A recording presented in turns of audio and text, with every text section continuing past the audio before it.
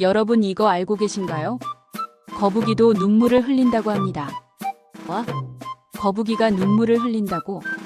거북이도 슬픈 일이 있나? 에이 거짓말. 아마 이렇게 반응을 하시는 분들이 많으실 텐데요. 진짜로 거북이도 눈물을 흘린다고 해요. 일교차가 심한 경우라던가 산란기, 먹이를 먹을 때도 가끔 눈물을 흘린다고 하는데요. 거북이가 눈물을 흘리는 이유는 단순한 생리작용이라고 합니다. 그리고 냉혈동물이기 때문에 스스로 체온을 조절하지 못한다고 하는데요. 그렇기 때문에 햇볕을 쬐서 체온을 높이기도 하고 물에 들어가 체온을 낮추기도 하는데요. 눈물을 통해 눈의 이물질이나 먼지를 씻어내기도 하고 체온을 낮추기도 한다고 하네요. 대체적으로 거북이는 따뜻한 곳에서 살기 때문에 애완용으로 기르시는 분들은 따뜻한 곳에서 거북이를 키우시길 바랍니다. 여러분 이거 알고 계신가요? 기린의 혀는 얼룩무늬라고 합니다. 큰 키의 초식동물인 기린의 혀를 사실 자세히 들여다본 적이 없기 때문에 조금 어리둥절하신 분들이 많으실 겁니다.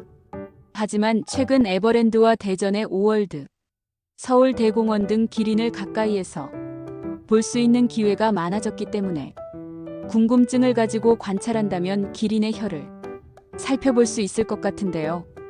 이와 같이 기린의 혀가 얼룩무늬인 이유는 바로 햇빛에 상처를 받지 않도록 하기 위해서라고 하는데요.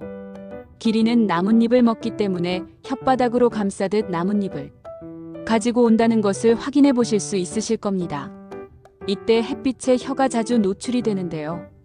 기린도 제법 식사량이 많기 때문에 나뭇잎을 먹을 때 혓바닥이 화상을 입을 수도 있기 때문에 멜라닌 색소가 혀를 까맣게 만들어서 혀가 상하지 않도록 보호를 해준 것이죠.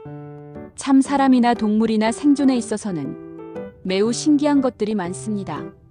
그리고 기린의 혀는 길고 두꺼운데요. 혀의 길이는 약 50cm라고 합니다. 여러분 이거 알고 계신가요? 우리의 밥상에 맛있게 올라오는 갈치조림. 이 갈치는 살아있을 때 물속에서 곳곳이 서 있다고 합니다. 갑자기 상상이 안 가실 수도 있는데요. 갈치가 왜 서 있지? 이런 생각을 하실 수도 있는데요. 갈치는 살아있을 때 물속에서 아주 곳곳이 서 있다고 합니다. 갈치를 관찰해보면 일반 물고기처럼 유영을 하는 듯 보이지만 얼마 지나지 않아 서서 유영을 하는 모습을 관찰해 보실 수 있답니다. 갈치는 심해어이면서 난류성 어종으로 물 밖으로 나오게 될 경우 높은 수압으로 인해 바로 죽는다고 합니다. 그로 인해 갈치는 사실 조림과 같이 음식으로만 보았을 뿐 살아있는 상태의 갈치를 본 사람들은 거의 없을 겁니다. 저도 사실 한 번도 못 봤습니다. 그리고 갈치의 경우 최대 15m까지 자란다고 합니다. 그나저나 갈치는 정말 맛있는 것 같습니다. 여러분 이거 알고 계신가요? 수탉은 때때로 알을 낳는다고 합니다. 갑자기 이거 무슨 생뚱맞은 소리야? 황당하셨을 텐데요. 아주 가끔 알을 낳는다고 합니다. 그래서 알아보니 진짜 수탉이었습니다. 조금 더 정확하게 알아보니 수정란을 가지고 태어난 수탉인데 양성 또는 간성으로 태어난 경우입니다. 사람과 달리 동물은 암수의 구분이 확실한 것으로 알려져 있죠. 수탉의 경우 꽁지 깃털도 길고 벼이 뾰족하며 벼의 색이 진한 붉은색이기 때문에 암수가 같이 있으면 확실하게 구분을 할 수 있을 만큼 차이가 나는데요. 겉은 수탉인데 몸은 간성 또는 양성으로 태어난 것이죠. 그리고 이러한 수탉은 호르몬의 변화가 왔을 때 가끔 알을 낳는데요. 그 알도 우리가 알고 있는 크기의 계란이 아닌 메추리알 정도의 작은 크기의 알이었습니다. 동물이나 사람이나 역시 겉모습만 보고는 모든 것을 판단할 수 없는 것 같습니다. 여러분 이거 알고 계신가요? 경찰서 유치장에 수감자가 한 명도 없으면 밖에 백기를 개양한다고 합니다. 범죄자가 항복을 했다는 의미일까요? 비슷한 의미라고 보시면 되는데요. 경찰서 내에 수감자가 한 명도 없음을 알리는 표시로 사용된다고 합니다. 즉, 평화롭다 이런 의미죠. 그런데 경찰서 말고도 교도소에서도 수감자가 없을 시 백기를 건다고 하는데요. 아직까지 교도소에는 백기가 걸린 적이 없다고 합니다. 이러한 백기 개양은 지금으로부터 25년 전인 2000년 11월경부터 시작되었다고 합니다. 해외 여러 나라를 여행해 보셨다면 우리나라가 얼마나 안전한지 체감이 되실 겁니다. 우리나라의 안전지수가 다른 나라에 비해 월등히 높기는 합니다. 하지만 그럼에도 더욱 안전하고 범죄가 없는 그런 대한민국을 꿈꾸는 게 우리 국민들의 바람이 아닐까 합니다. 여러분 이거 알고 계신가요? 제주도에서는 고구마를 감자라고 부른다고 합니다. 엥? 이거 무슨 뚱딴지 같은 소리야? 라고 생각하실 수도 있는데요. 지금도 고구마를 감자 또는 감저라고 부른다고 합니다. 그렇다면 감자도 감자라고 부를까? 이게 궁금하셨을 텐데요. 감자는 지슬이라고 부른다고 합니다. 다행히 둘이 구분은 되네요. 저는 중국처럼 성조로 구분하는 줄 알고 몹시 당황할 뻔했습니다. 어느 지방이나 사투리 즉 방언은 존재하지만 이렇게 우리를 황당하게 한 단어는 없었던 것 같습니다. 고구마가 우리나라에 전파된 시기는 기록에 의하면 17세기에 일본의 통신사로 갔던 조엄이 가져왔다고 전해지고 있습니다. 그리고 감자의 경우 그보다 늦은 19세기에 중국을 통해 들어왔다고 알려져 있습니다. 현재 고구마는 일본의 대마도에서 부르던 고코이모이 변형된 단어라고 추측하고 있고요. 일본어 고코이모의 이모는 고구마나 감자 등덩이 뿌리를 총칭할 때 쓰이는 단어라고 합니다. 그나저나 고구마는 참 맛있습니다. 여러분 이거 알고 계신가요? 컴퓨터 마우스의 이동거리의 단위를 미키라고 한다고 합니다. 내가 알고 있는 미키마우스의 그 미키. 네, 맞습니다. 그 미키가 이 미키입니다. 월트 디즈니의 캐릭터 미키마우스. 일요일 아침 만화에 자주 등장했던 그 친구가 맞습니다.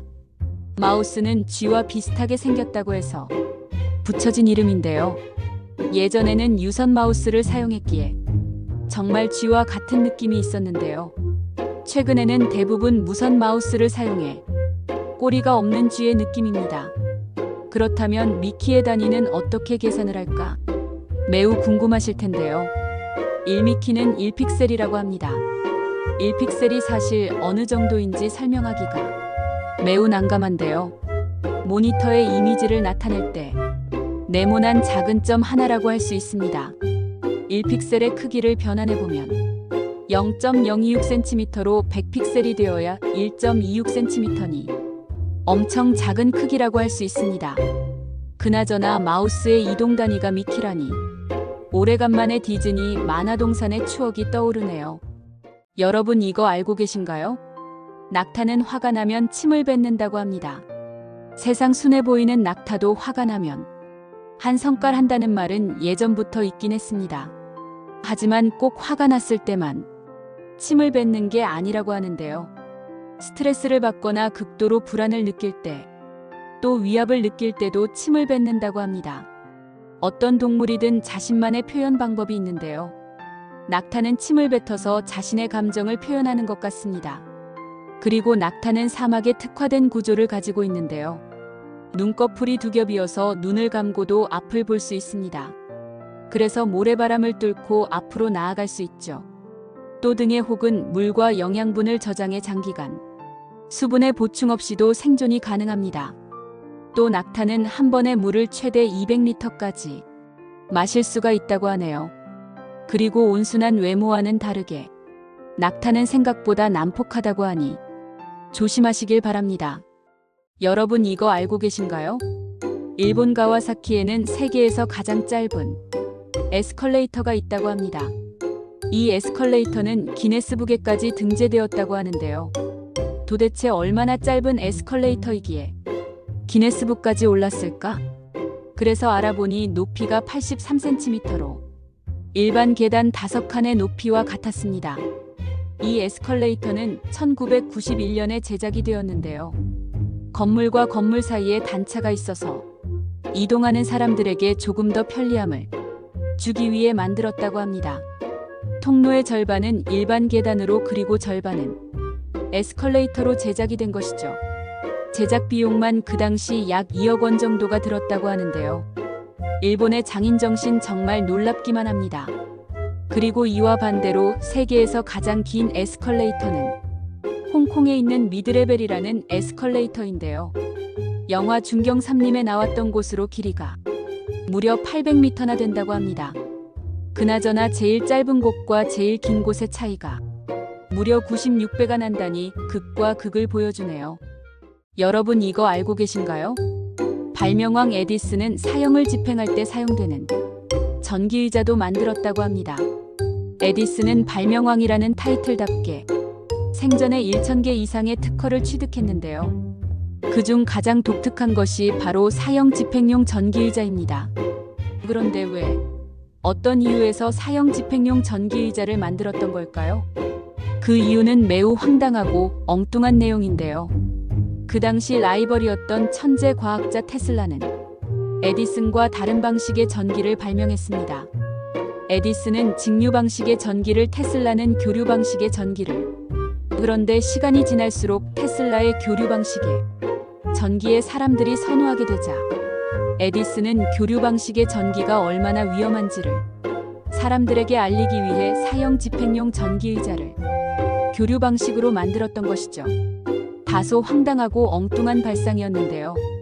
다들 아시겠지만 훌륭한 발명품과 아이디어는 황당하고 엉뚱하고 생각지도 못했던 그런 환경과 상황에서 떠오르고 만들어진다는 사실. 여러분들에게도 기회는 항상 열려 있답니다.